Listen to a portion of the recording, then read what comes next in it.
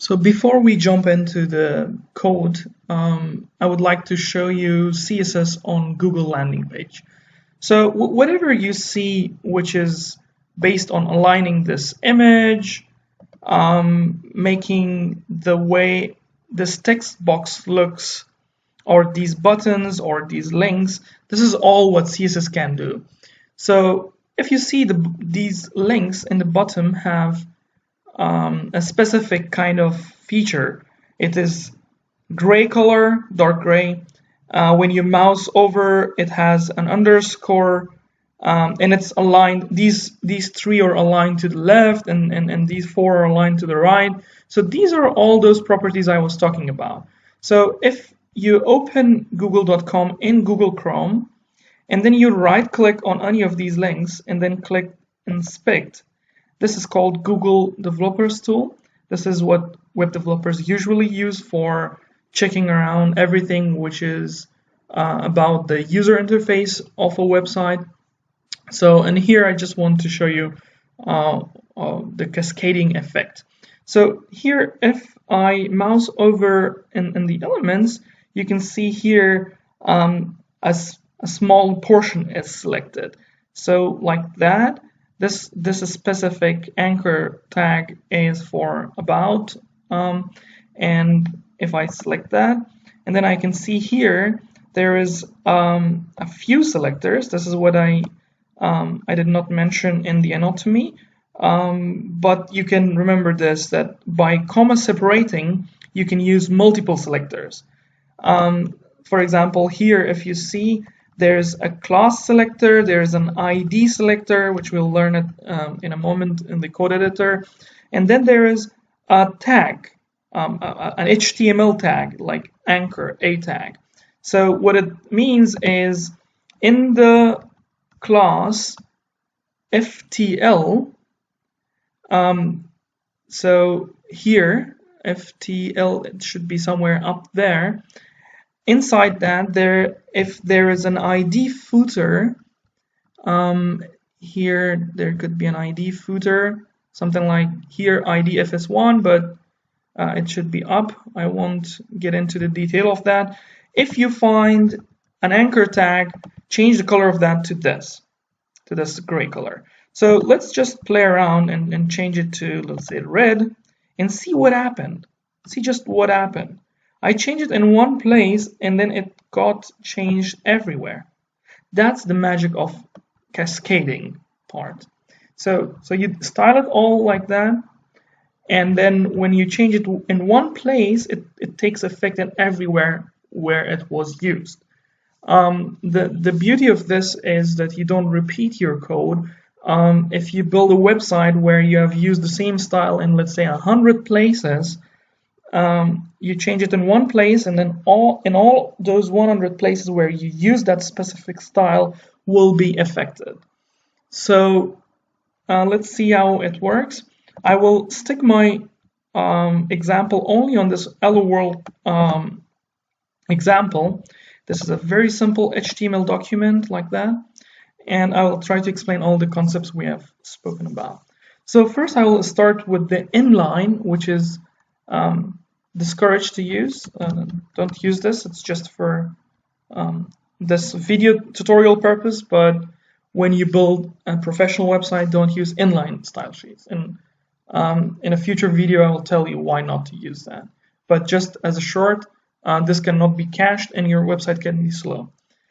Okay, so let's say I want to change the color, and just for simplicity, I'm using the color name, but you can also use an hexadecimal color, which could be from with 6 digits, and it starts from 000.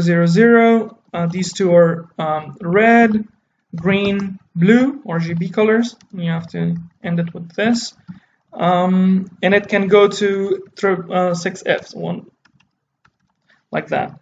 You can play around with that color, but for this purpose, we're just playing around with red color. So now if you see, the color of the font has changed. I'll just zoom it in. Now, this is called an inline style sheet, okay? We are not going into the details of what you can do with CSS. That's a whole lot of work in which I will cover it in a future video. But in this thing, I'm just trying to explain the basics of CSS. So this is called an inline style sheet. And if you want to do this in document, how do you do that? I just want to remove it so that we see the color is gone. The other one is that here you make a tag called style, and then you use something called a selector. For example, we're using a selector for paragraph. This means all the paragraphs tags will have a color red. And now if we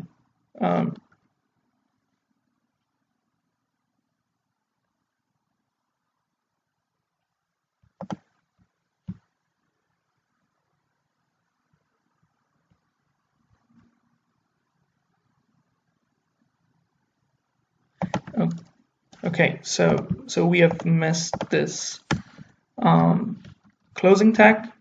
So now if we see, the color red is coming there. So this is called in document. The other one is external in a file. So we'll go and create a file here next to the index.html, which is our playground. We'll call it style.css. And we open it in this text editor. And for adding this code, we'll just copy and paste this, so just to save a little bit typing time. Now we need to include that file, that CSS file in this HTML document. How to do that? We write link and then relation, it is a style sheet, and then type, it is text or CSS, and then the hyperreference, it is the file name, style.css. In a future video, I'll explain what is an absolute and relative part, but this is a relative part, as it's an empty, link is an empty tag, so we'll put a / there. And I'll save it. We'll go back to our page and you'll see that the style still remains there. So let's play around with the selectors. If I want to do a class name test, it's a user-defined name.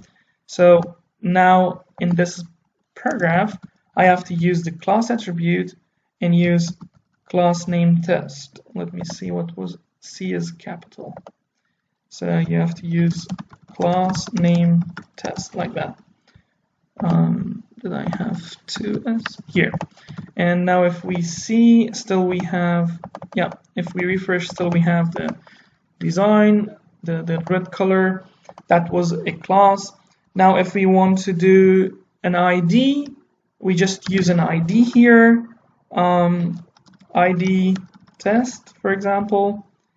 And in here, instead of dot, you use a hash, and you can see, oops, oh, the name of the ID should be exactly the name of the ID used here. So it will be ID test, save, and then you can check it like that. So those were the basics of CSS, but in the following videos, you can check further details on how to use CSS. Thank you.